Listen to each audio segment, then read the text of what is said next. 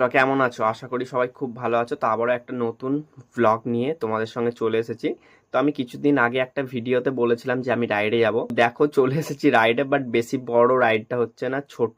আমি জাজিগ্রাম থেকে সাঁইথিয়া যাচ্ছি। তো এখন চলে এসেছি রামপুরহাট পার হয়ে পেট্রোল পাম্পে পেট্রোল ভরালাম। ভিডিও শুট করতে প্রবলেম হয়, কারণ হচ্ছে একা রাইড করলে প্রচুর প্রবলেম হয়, কারণ গোপ্রো নেই সেই জন্য।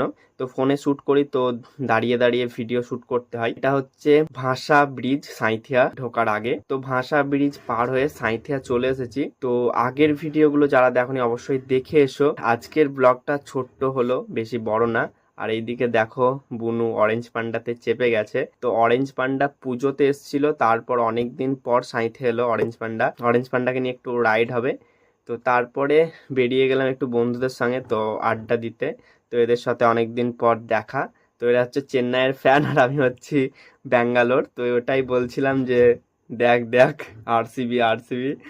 আর আইপিএল চললে যেটা হয় বন্ধুদের মধ্যে, সেটাই হচ্ছিল। তো খুব মজা করতে করতে আজকের মিনি ব্লগটা শেষ করলাম।